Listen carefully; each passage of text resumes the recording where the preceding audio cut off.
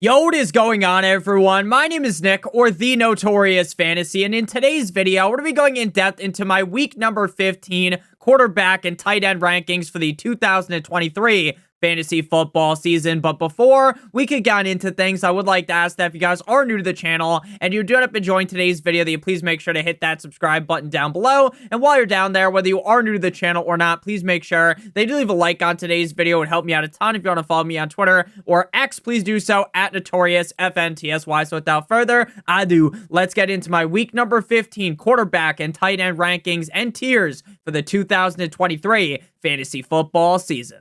We begin with the S tier at the quarterback position at number 1 with Jalen Hurts of the Philadelphia Eagles going up against the Seattle Seahawks in Seattle. Now, last time out for Jalen Hurts up against the Dallas Cowboys in Jerry's World, this Philadelphia Eagles offense was a disgrace. They were a disaster, and Jalen Hurts was down astronomical. Didn't even score 10 fantasy points, quarterback 24 on the week. Now, outside of last week and week number 1, those are the only 2 games this season where Jalen Hurts was not a top 12 quarterback. He's currently the quarterback 2 on the year. I think the Seattle Seahawks defense is a little bit overrated, and I expect Jalen Hurts to bounce back in a huge way. If the Eagles come up to bat and they strike out against the Seahawks, they lose to the Seahawks in a disaster of a fashion, just like they did to the Cowboys last week, then the Eagles are officially in trouble. But my belief is that the Eagles and the Seahawks are going to get into a dogfight here, a high-scoring tit-for-tat, back-and-forth affair, and I expect Jalen Hurts to be the quarterback number 1. At number 2, we got Josh Allen of the Buffalo Bills going up against the Dallas Cowboys. Now, the Buffalo Bills are on fire. Now, I know they lost to the Philadelphia Eagles prior to the bye week. They put up a lot of points. They lose in overtime. What do you expect Josh Allen to do? He can't do shit in overtime. But after the bye week, they go up against the Chiefs and they beat them.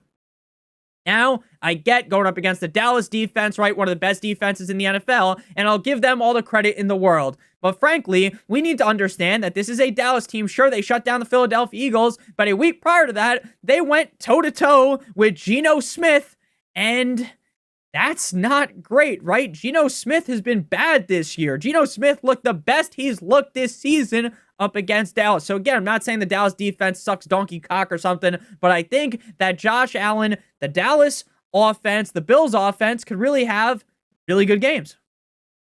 This could be a very high-scoring game, and I think you'd be crazy to rank Josh Allen anywhere outside the top 3. At number 3, we got Dak Prescott of the Dallas Cowboys going up against the no one circles the wagons like the Buffalo Bills in Buffalo. Quarterback 14 last week up against the Eagles, but that's mainly because the Dallas Cowboys steamrolled the Eagles, and then they didn't have to throw the ball as much late in this game. I think against the Bills in Buffalo, this will be a more high-scoring game, and this will result in Dak Prescott scoring more fantasy points. At number 4, we have Brock Purdy going up against the Arizona Cardinals in Arizona. Now, my biggest worry for Brock Purdy is that this game gets out of hand very, very early.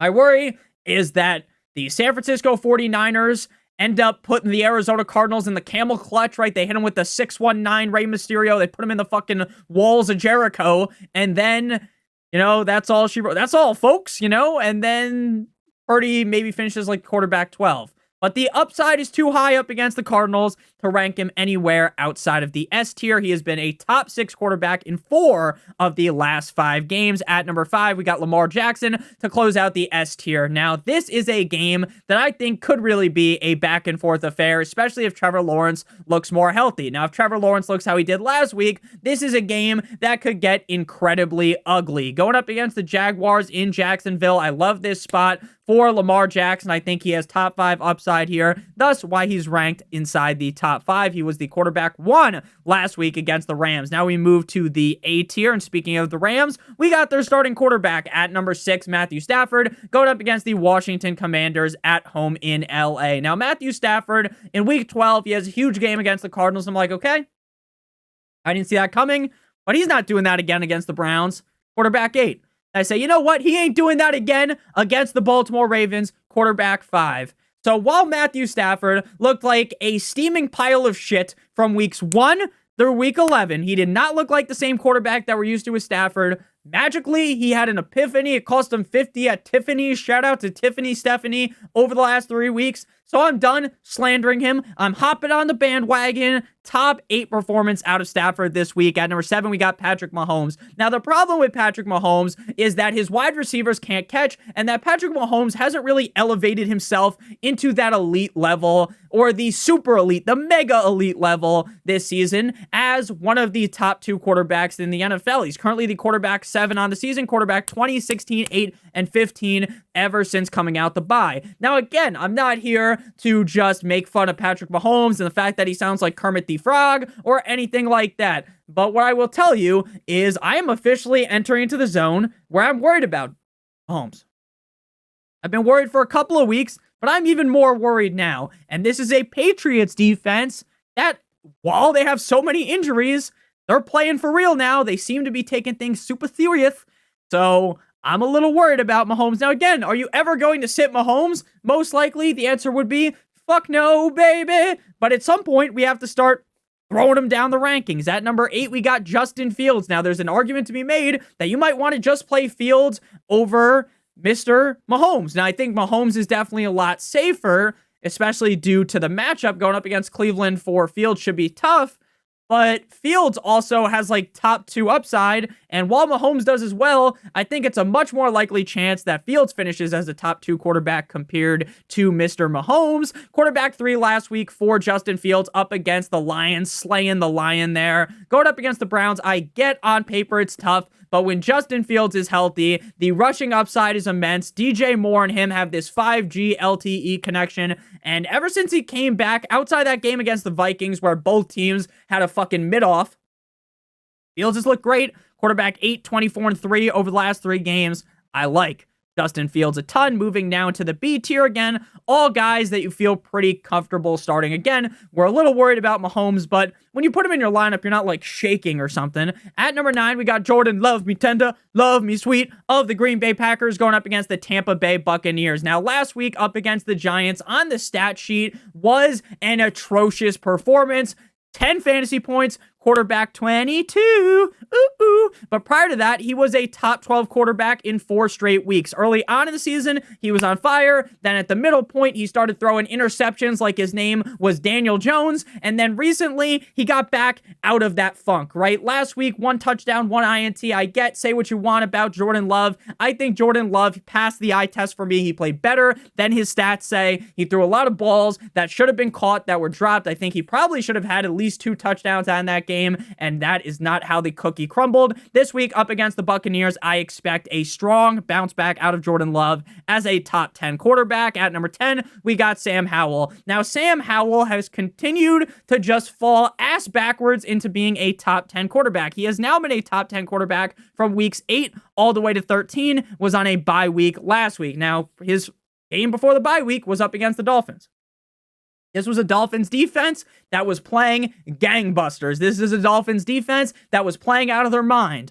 And while the Commanders got absolutely butt-fucked in that game, Sam Howell still finishes as a top 10 quarterback. He's the garbage time king. He's got rushing upside, and he's probably going to finish as a top 10 quarterback this week, whether we like it or not. I think the Rams defense is definitely underrated, but again, it doesn't fucking matter when you got Sam Howell. At number 11, we got Mr. Unlimited going up against the Detroit Lions in Detroit, top 18 quarterback ever since coming out the bye, which would be 4 straight games now, 5 straight games now, actually, ever since coming out the bye. I get that Russell Wilson, last 2 games, turnovers have been an issue. But against the Lions defense, you just have to believe he's going to carve them up pumpkin style, right? He is going to go to pound town against the Lions. I love Mr. Unlimited this week. Next up, we move to the C tier. This is where the worries start to set in. Again, it's not like, oh my God, I have to play Jared Goff. Now, of course, you're not full on panic mode, but once you're in this range, it's like, okay, there are a lot more question marks here, right? It's like when you go see the fucking Riddler or something. So quarterback number 12, Jared Goff against the Broncos. Jared Goff has been atrocious a couple of these games recently. Last week just looks like a chicken with his head cut off against the Bears. Now he's going up against a better Broncos defense, and I'm scared. But one thing I do know is that in games, not in crazy cold weather, right? Not in terrible weather, like here, in a dome, Jared Goff is a lot better. Once you go outside and it starts getting a little bit chilly and your nipples might start to get a little hard, right? That's when Jared Goff is on the struggle bus. But at home in, hot weather games, Jared Goff, the LA boy, plays a lot better. This is an indoor matchup. Saturday Night Football, again, I get the matchup is worrisome, but I'm not panicking just yet on the Goffinator. At number 13, we got Trevor Lawrence going up against the Baltimore Ravens. Now, on paper, we've said on paper like 15 times this video, this is a rough-looking matchup, right? This is a real tough matchup. But I still think, again, the back of my head is telling me that, hey, this should be a high-scoring game. Quarterback 11 last week, despite throwing 3 interceptions. If he just looks a little bit healthier, I think T-Law should be a lock to be a top 14 quarterback. At number 14, we got Kyler. Now, in any other matchup, I would be banging the drum aggressively for Kyler, giving him the metaphorical gawk gawk 9,000 special, but he's going up against the Niners. I know the Niners secondary isn't necessarily like elite. There's a lot of people that are shit all over the 49ers defense, but the 49ers defense is going to pressure Kyler Murray all game long. The short king is going to be running for his life all game long. Now, Kyler can be great in games where the offensive line combusts and he's got to run away doing 360 no-scopes back there like he's playing Call of Duty, which we all know he is very accustomed to. So, up against the 49ers, we can't rank him much higher, but I can't completely bury him because I think he should still be just fine. Now we move into the quarterbacks where it's like, oh shit. The D tier, sure, I'll play Tua because I got him, but do I really want it this week? Last time against the Jumbo Jets, quarterback 26. Last game against the Titans, terrible. Quarterback 23. Now he gets the Jets. Now, do I think the Dolphins are going to beat the Jets? Yes, I see a lot of Jets fans getting unruly, talking about how the Jets are going to beat the Dolphins. The Dolphins are going to beat the ever-living shit out of you. The Jets are not even going to get close to covering. The Dolphins win this game by 14, by 21, I'm telling you right now. But just because they win by 21 or 14 doesn't mean Tua's going to have a huge game. If Mike McDaniel takes his head out of his buttocks, what he will do is run the ball gently down the stream all game long. This defense is going to be a tough code for Tua to crack, especially if Tyreek Hill isn't there. And knowing that Tyreek Hill is banged up in itself has me with Tua as the quarterback 15. Now, next week he gets Dallas. I get Dallas as a great defense. Even if Tua plays bad here, he's going to be ranked higher next week. He just will. This is an in-division game. It's going to be tougher than people think. Who I think is going to struggle, but I still think the Dolphins win by 21. Dolphins by 14 is the official prediction. At number 16, we got Jake Browning going up against the cold-like Minnesota Vikings. Back-to-back weeks as the quarterback number 4, and this is his toughest task yet by far. The Vikings defense is going to put him in a mental pretzel. That Brian Flores defense is amazing. And while the Vikings defense isn't filled with a bunch of stud muffins, right? They just make it work. That is how the Brian Flores defense works. It confuses quarterbacks, and quarterbacks like Jake Browning, who don't have much experience, normally get put into a blender in that scenario. So, with that said, though, I would be shocked if he fell outside the top 18 because the quarterbacks, as we get deeper and deeper into the rankings, just aren't as good as Jake Browning. At number 17, we got Geno Smith going up against the Philadelphia Eagles. Now, Geno Smith did return to practice on Thursday with that groin injury, but what I will tell you is that knowing that he is banged up is enough to have him ranked further down. Now, if Geno Smith played last week, and I knew he was 100%, then he would be ranked much higher because this matchup against the Eagles would have me salivating, right? Prior to last week, right, he misses against the 49ers, Drew Lock plays. He was the quarterback 1 against the Dallas Cowboys. And again, while I'm giving him a lot of praise, Geno has been bad this season, right? So while I loved what I saw in that one game, I'm not ready to just put all that other stuff behind me because, again, he hasn't been great a majority of the season. At number 18, we got Cool Joe Flacco going up against the Chicago Bears. Now, the Bears defense is really, really, really good against the run. Up against the pass, no bueno. Ever since Cool Joe Flacco started, quarterback 10 last week, quarterback 13 the week prior. Now, my biggest worry for Joe Flacco is that last year, we kind of saw that at some point, it kind of just all went away, right? Joe Flacco started to reduce into being more kind of flaccid almost out there. Joe Flaccid, right? And Like the arm strength kind of went, at least from what I remember watching, right? And I do worry that Joe Flacco in his old age, eventually he's going to hit that brick wall, right? And we're never going to know when it's coming because this week he could easily be the quarterback 10, right? But eventually, I think he's going to hit that wall. Maybe that's in a revenge game against the Jets in week 17 for your fantasy championship. But again, as we are sitting right now up against the Chicago Bears, while I do still think that there's some reasons to be worried, he's been a top 14 quarterback in back-to-back weeks. How far down can we throw him? And that would be quarterback 18. Because now we're in the range where it's like, okay, it's really bad now, right? I love Baker. It's the battle of the Bays, the Green Bay versus the Tampa Bay Buccaneers in Green Bay. But Baker is pretty much every week the quarterback 18 to 22. Got him as the quarterback 19 this week. He was the quarterback 12 last week, but prior to that, 19, 16, 22. Again, I like Baker. I don't mind this matchup, but we know that Baker is kind of a hot and cold quarterback, right? If he gets out on the right foot, he starts dicing the defense up like some tomatoes, then sure, he'll have a great game. But if he comes out cold, then he's probably going to be cold all game long. Mucho frio. At number 20, we got Gardner Minshew going up against the Pittsburgh Steelers. I love Gardner. He's looked good over the last 3 weeks, but this is where he hits that wall, right? This is where it's like that game. Do you guys remember that TV show where it was like, hole in the wall? I don't know. Was that on like Cartoon Network? Maybe not everyone has seen that shit, but I watched it when I was younger, where you had to like make like a move so that you fit through the wall that had a hole in it. This is like the wall where there's actually no hole. It's just a wall, and it's coming at you, and you're going to get smacked and fall into the water. Up against the Steelers, Nick Bailey Zappi had a great game last week.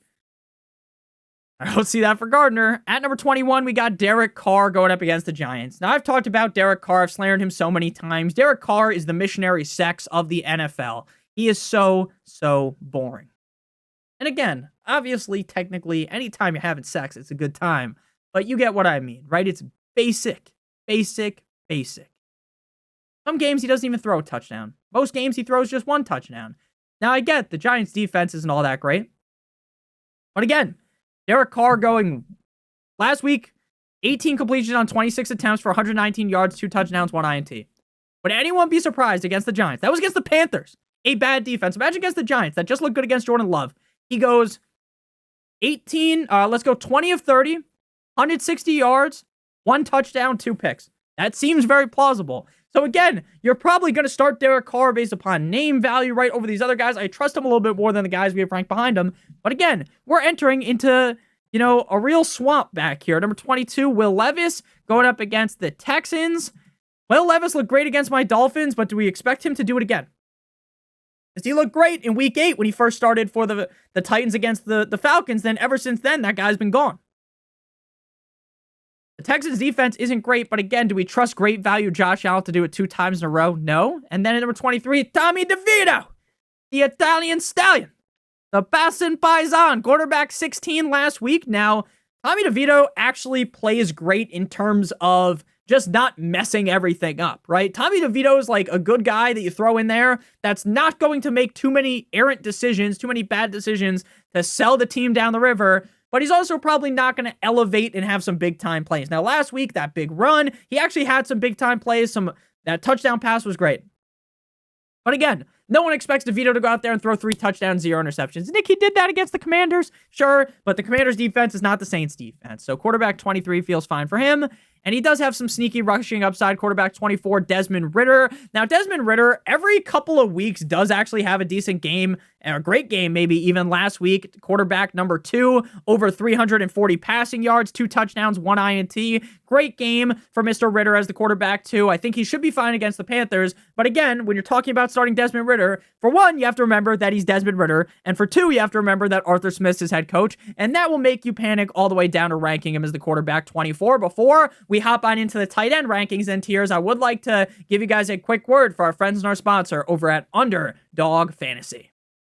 Underdog Fantasy is the best place to play Pick'em in the whole entire universe for the NFL, and they have a great offer for you guys today that we'll be talking about in just a couple of seconds, right after I explain how the NFL Pick'em game works. So we're going to be talking about one of the Saturday games here, the Steelers at the Indianapolis Colts, and we have to pick a minimum of 2 players from at least 2 different teams. So they have a bunch of games up right now. As we get later on into the week, there are going to be more players to choose from. So we're going to go with, in this game, Steelers at Colts, lower than 195.5 passing yards for Trubisky, and we are going to go with higher than 79.5 receiving yards for Michael Pittman. If both of these hit, we will receive 3 times our entry fee. So if you do $5, you'll get out $15. If you do 3 picks, then it would be 6 times your entry fee. 4 picks is 10 times, and 5 picks is 20 times, assuming all the picks hit. If you live in one of these states on your screen right now and use promo code NotoriousFantasy or Notorious, or click on the link in the video description,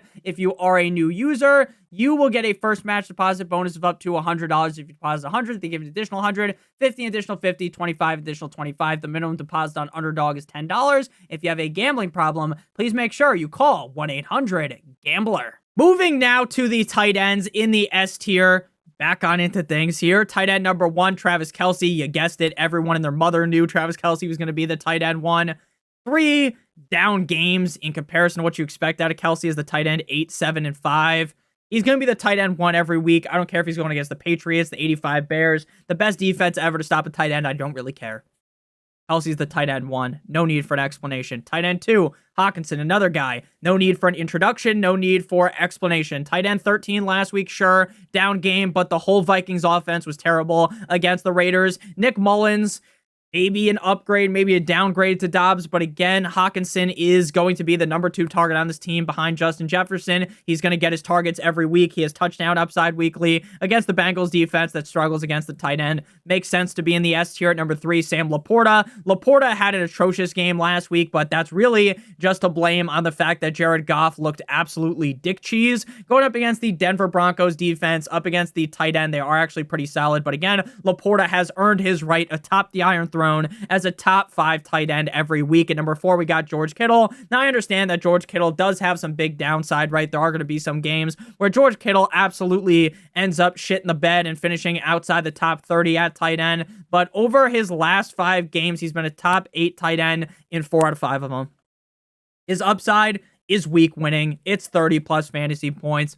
Up against the Cardinals defense, you'd be foolish to sit Kittle. Moving now to the A tier, tight ends 5 through 7. At number 5, we got Evan Ingram. Now, Evan Ingram had the game of his life last week. 12 targets, 11 receptions, 95 yards, 2 touchdowns, tight end 1. The week prior, he was the tight end number 2. So this guy is on a roll. He scored his first touchdown of the season in week 13, and ever since he hasn't looked back with 3 total touchdowns on the season. Again, I get the Ravens matchup the Ravens matchup that. Ingram has been printing top 7 tight end numbers all season, tight end 5 on the year. You have to start him. At number 6, we got McBride. Now, this matchup on paper is going to be rough. Sound like a fucking dog right there. Shout out Shaggy. Going up against the 49ers, tough. But McBride is a guy that can get 7 to 10 targets most weeks. You're going to play that. I don't give a fuck what defense that guy's playing. You're playing him. At number 7, we got Jake Ferguson. Now, Jake Ferguson's been a little up and down recently, but tight end 9 and 4 over the last 2 weeks should be a 7 to 8 target guy in this game. He's a red zone threat. He has 5 touchdowns on the season. Again, high scoring matchup game environment up against the Bills. Me likey Jake Ferguson. Moving into the B tier, tight ends 8 through 10. This is where more question marks come in, right? Where more nervousness starts to set in. Now, again, talk about this every week. The tight end position is one of the most volatile. It is the most volatile position in fantasy football. There are random tight ends that crack the top 5 all the time. Randomly great tight ends that end up shit in the bed. So ranking tight ends in fantasy football is very tough. Our tight ends 8 through 10. Again, while I'm not in love with these guys, pause, like I was with the S tier and the A tier, still like these guys. Njoku last week, tight end 2, goes crazy against the Jaguars. 91 receiving yards, 6 receptions, 2 touchdowns.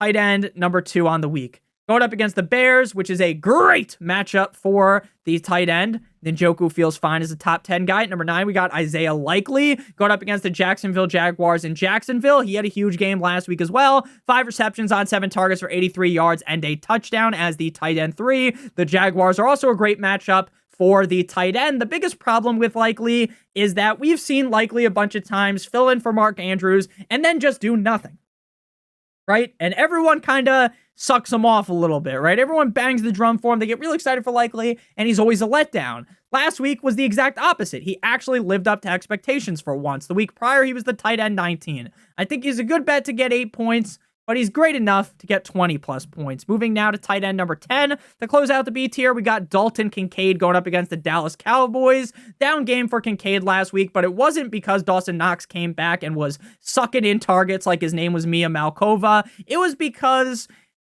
Dalton Kincaid just didn't have a great game. He had 5 receptions for 20 yards. It is what it is, right? Again, the tight end position is very volatile. There's bound to be down games, but again, up against Dallas, pretty mid against tight end.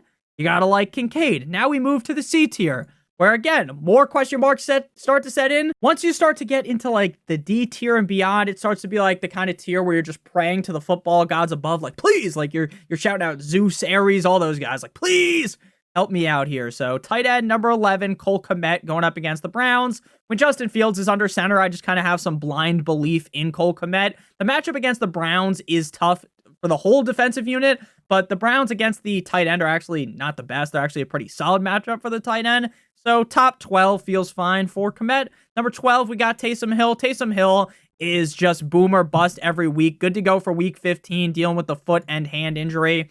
Again, he's a guy that you just throw into your lineup understanding he could be the tight end 1 or he could be the tight end 37. But I say this every week. Sorry to sound like a broken record, but there are no tight ends in the NFL that could throw a pass, catch a pass, and run the ball in a single game. Again, I get that there's games where he's iced out the game plan. There's games where he isn't used. But up against the Giants with Derek Carr looking bad, I expect Taysom Hill to get more usage. At number 13, we got Goddard. Now, Goddard comes back. A bit of a disappointment up against the Cowboys in Jerry's world, but the whole Eagles offense was disappointing. Now, a good way to describe Dallas Goedert's season would also be the word disappointing, because even when he's been healthy, it hasn't been so sweet for Dallas Goedert. But the problem is, when it comes to ranking him, he is the number 1 tight end on one of the better offenses in the NFL, with one of the best quarterbacks in the NFL, with one of the best offensive lines in the NFL. So while Goddard has been disappointing, it's hard to really throw him down the rankings, right? Really shit all over him, dance on his grave, because we know out of nowhere, like an RKO from Randy Orton, he could magically just be like the tight end number 1. At number 14, we got Kyle Pitts. Now, I've been riding with Kyle Pitts all season long, and this has been a rocky road like the ice cream, right? There has never really been a stretch of games where he just rips off like 6 great games in a row, right? He'll have his down games, rips off like 4 solid games, 2 good games, right? And then he comes back down to earth. But recently, he's kind of found his way. Tight end 7 and 12 over the last 2 weeks. Love this spot against the Panthers. There is always risk when you're starting any Atlanta Falcons player. Why? Because of Desmond Ridder. Why? Because of their Arthur Smith, the head coach of the team, being a dummy. Certified stooge. But hey, Kyle Pitts feels a lot better than the guys we're about to talk about. Tight ends 15 and 16. Schultz. I love Schultz. But, and this is a big but, shout out to Kim Kardashian, going up against the Tennessee Titans is a good spot. But you want to know what's not a great spot? Having giraffe neck Davis Mills be your starting quarterback. That is far from ideal. Schultz has also missed a couple of games, been out the last 2 weeks, might be a little bit rusty. Again, I'm not trying to shit all over Schultz, but I don't feel very confident in him this week. At number 16, we got Freiermuth. Freiermuth being held captive by Mitch Trubisky. He's going to get his 7 targets, potentially 5+ targets, which is good for a tight end. Let's see what he does with it. He doesn't feel as safest this week. Moving now to tight end 17 through 21. In the E tier at 17, we got Darren Waller, who's expected to play on Sunday based upon what I've read. And more recently, the report is that he's questionable, the big Q, so maybe he plays, maybe he doesn't. If he does play, for most teams, I would rather just let him sit on the bench and wait to see what happens. But with Tommy Cutlets playing so well, there's a chance that Darren Waller comes back from the injury and is balling his best this season because, again, Tommy Cutlets has been way better than the quarterback play that Darren Waller has got this season when healthy. At number 18, we got Tucker Kraft, Laura Kraft's brother. Tucker Kraft mac and cheese going up against the Bucks at home in Green Bay. This is a guy that doesn't play a lot of snaps, so when he's out there, he typically gets the ball. Hopefully, he continues to be a guy getting 4+ targets, not the normal 3 that we were used to earlier on in the season. Again, you want a touchdown. If he doesn't get a touchdown, probably going to be bad. That's the same with all these guys. Number 19, Cade Otton. Cade Otton's a guy that sometimes gets forgotten about, right? He's like fucking Kevin McAllister in New York City, right? Just forgot about. You know, the parents just, I guess technically that's not as good of an analogy as Kevin getting left in Chicago, which would be the better analogy, right? Getting left at home. Cade Otton sometimes just gets left because, you know, they have Mike Evans, they have Godwin, they have Rachaad White. There's a lot of cooks in the kitchen, but Cade Otton is also very talented. So if he gets 4 to 5 targets, he'll be a top 20 guy. Number 20, Tanner Hudson, another guy that doesn't really see a crazy amount of snaps, but when he's out there, he's getting the ball. So I like Hudson River a decent amount. He's been a top 20 tight end in 1, 2, 3, 4, 5 of the last 6 games. He'll be fine. Number 21, Tyler Conklin. If this was a game where I felt a little bit more confident in the Jets, I'd have him ranked higher. Zach Wilson is definitely the best case scenario for Conklin. But against the Dolphins defense, I know they're not great against the tight end. This just has the making of the Dolphins beating the fuck out of them. That's at least how I feel. Like Tua always plays way better after a bad game, but again, I still can't trust Tua. At number 22 through 24, the F tier, Logan Thomas going up against the Rams. I know I have him ranked low, but 2 games in a row outside the top 35. Only 5 total targets in his last 2 games, which is not the normal for him. This is a great spot against the Rams, so I won't bury him too much, but I don't like him this week. Number 23, Hunter Henry. Tight end 4 last week, 3 for 3 for 40 and 2 touchdowns, right? How likely is that to happen again? Very unlikely. If he scores a touchdown, you'll be happy. If not, he'll probably be like the tight end 40. At number 24, we got Chig. Chig has been playing a lot better recently, a lot more involved. 5 to 6 targets over the last 3 weeks, which is great, as Tony the Tiger would say. But again, tight end 1 on an offense that doesn't really use the tight end, and he hasn't really shown many flashes this season, and he hasn't scored this season. So if he scores this week magically, pulls the rabbit out the hat, then very nice for him, round of applause. But if he just plays how he normally does, you're probably not going to be very excited with Chig Okonkwo. So thank you guys all so much for watching. I'm out of fucking focus right now, so hopefully this fixes. But if you guys did end up enjoying, make sure you guys hit that subscribe button down below. While you're down there, whether you are new to the channel or not, make sure you guys leave a like on today's video. It would help me out a ton. Go to follow me on Twitter or X, please do so, at NotoriousFantasy. Love you guys all so much. Check out the Patreon link in the video description if you want my weekly rankings, as well as an answer to any of the questions you guys may have. We'll be live in a couple of hours from when you're watching this right now. Love you guys from deep down the depths of my heart. I love you guys all so much. Check out one of the videos on your screen if you haven't seen them already. And as always, good boy!